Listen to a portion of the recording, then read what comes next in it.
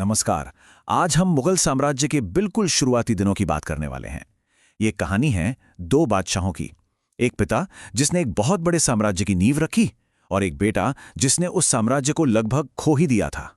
तो ये जीत, हार और फिर से वापसी की एक बहुत ही दिलचस्प दास्तां है। तो सवाल ये उठता है कि आखिर एक साम्राज्य बनता कैसे है? क्या चाहिए होता है उसे बनाने के लिए? और शायद उससे भी बड़ा सवाल कि जब सब कुछ बिखर रहा हो तो उसे बचाया कैसे जाता है? बाबर और हुमायूं की जिंदगी हमें इन सवालों के कुछ बड़े ही दिलचस्प जवाब देती है। आज हम इस कहानी को 6 हिस्सों में समझेंगे। हम मुगल साम्राज्य की नींव से शुरू करेंगे, फिर बाबर और हुमायूं के दौर को देखेंगे और आखिर में ये जानेंगे कि कैसे इन दोनों के कामों ने इतिहास के सबसे महान शासकों में से एक यानी अकबर के लिए पूरा स्टेज तैयार कर दिया। चलिए शुरू करते हैं। तो कहानी की शुरुआत होती है 16वीं सदी के भारत से। एक ऐसा दौर जहां एक नई ताकत उभरने वाली थी, एक ऐसा वंश जो हिंदुस्तान का चेहरा हमेशा हमेशा के लिए बदलने वाला था। और इस वंश को लेकर आया था बाबर, एक ऐसा योद्धा जिसकी रगों में 2 महान विजेताओं का खून था, मां की तरफ से चंगेज खान और पिता की तरफ से तैमूर। वो कोई आम राजकुमार नहीं था, उसके मन में एक साम्राज्य बनाने की जिद थी। ज़हीरुद्दीन मोहम्मद बाबर, भारत में उसका शासनकाल देखा जाए तो बहुत छोटा था, सिर्फ 4 साल का। लेकिन सोचिए, इन्हीं 4 सालों में उसने इतिहास का रुख ही मोड़कर रख दिया था।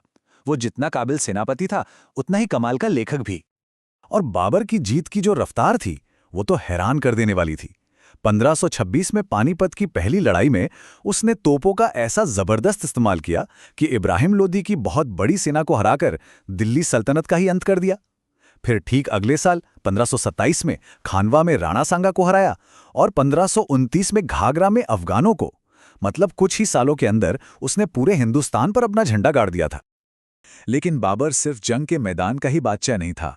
उसने अपनी आत्मकथा लिखी, बाबरनामा, जो आज भी उस दौर को समझने के लिए एक बहुत कीमती दस्तावेज है। इतना ही नहीं, उसने फारसी कला और चारबाग स्टाइल के खूबसूरत बगीचों को भी हिंदुस्तान में इंट्रोड्यूस किया। अब बाबर की मौत के बाद तख्त मिला उसके बेटे हुमायूं को। पर हुमायूं की कहानी अपने पिता से बिल्कुल ही अलग थी। उसे विरासत में एक बना बनाया साम्राज्य तो मिला, पर वो उसे लगभग गंवाने की कगार पर पहुंच गया।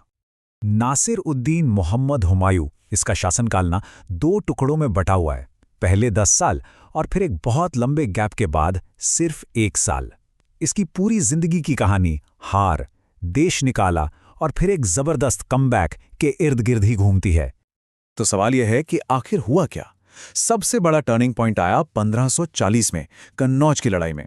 वहां शेर शाह सूरी ने हुमायूं को इतनी बुरी तरह से हराया कि उसे अपने ही पिता का बनाया साम्राज्य छोड़कर हिंदुस्तान से भागना पड़ा। उसके पास कोई और चारा ही नहीं बचा था।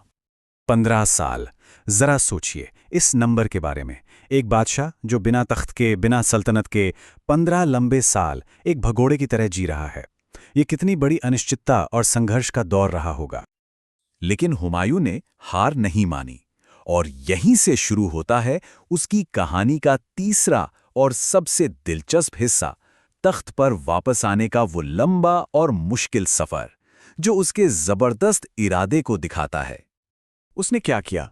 पहले वो फारस गया, वहां के सफेद शाह से मदद मांगी, उनका भरोसा जीता, उनसे मिलिट्री सपोर्ट लिया और फिर एक मजबूत सेना के साथ वापस लौटा।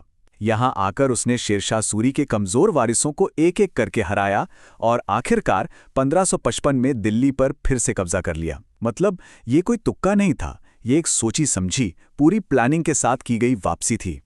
तो अब हमारे सामने 2 बिल्कुल अलग अलग कहानियां हैं। एक तरफ है संस्थापक बाबर और दूसरी तरफ उसका वारिस हुमायूं। चलिए अब इन दोनों की सीधी तुलना करके देखते हैं कि इनकी विरासतें एक दूसरे से कितनी अलग थीं। जब हम इन दोनों को साथ में देखते हैं तो फर्क बिल्कुल साफ नजर आता है। बाबर एक संस्थापक था, एक प्रैक्टिकल योद्धा और एक शानदार जनरल, जिसकी विरासत हमें साहित्य में बाबरनामा के रूप में मिलती है। वहीं दूसरी तरफ हुमायूं एक वारिस था। वो मिलिट्री में थोड़ा कमजोर था, लेकिन एक पढ़ा लिखा, सपने देखने वाला इंसान था। और उसकी सबसे बड़ी विरासत हमें वास्तुकला में दिखती है, हुमायूं का मकबरा। ये एक लाइन शायद इन दोनों की कहानी का पूरा सार बता देती है। बाबर ने अपनी सैन्य कुशलता से एक साम्राज्य जीता, हुमायूं ने उसे अपनी आदर्शवादिता के कारण खो दिया। लेकिन अपने दृढ़ संकल्प से उसे वापस पा लिया।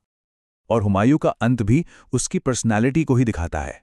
1556 में उसकी मौत किसी लड़ाई में नहीं हुई, बल्कि दिल्ली में अपनी लाइब्रेरी की सीढ़ियों से गिरकर हुई। एक ऐसा बादशाह जो जिंदगी के आखिरी पल भी किताबों के बीच ही गुजार रहा था। लेकिन यही हुमायूं की कहानी एक अनसोचा मोड़ लेती है। जो निर्वासन उसकी सबसे बड़ी नाकामी थी, वही उसकी सबसे बड़ी विरासत बन गई। कैसे? अपने निर्वासन के दौरान वो फारसी कला और संस्कृति से बहुत प्रभावित हुआ और वो सारे प्रभाव अपने साथ वापस भारत ले आया। उसकी विधवा ने जो मकबरा बनवाया, वो कोई मामूली इमारत नहीं थी। वो भारत का पहला विशाल गार्डन टूम था, एक ऐसा आर्किटेक्चरल मास्टरपीस जिसने आगे चलकर ताजमहल जैसी इमारत को प्रेरित किया। तो आखिर में इन दो उतार चढ़ाव भरे शासनकालों का नतीजा क्या निकला? एक तरफ बाबर की रखी हुई मजबूत नींव और दूसरी तरफ हुमायूं का वापस जीता हुआ साम्राज्य। इन दोनों ने मिलकर एक ऐसा स्टेज तैयार किया जिस पर मुगल साम्राज्य का सबसे महान शासक कदम रखने वाला था। और ये कहानी हमें एक बहुत बड़े सवाल पर लाकर छोड़ देती है। हुमायूं की सबसे बड़ी विरासत आखिर थी क्या? वो साम्राज्य जिसे उसने इतनी मुश्किलों से वापस हासिल किया, या फिर उसका बेटा अकबर जिसने उस साम्राज्य को उन ऊंचाइयों पर पहुंचाया जिसकी किसी ने कल्पना भी नहीं की थी?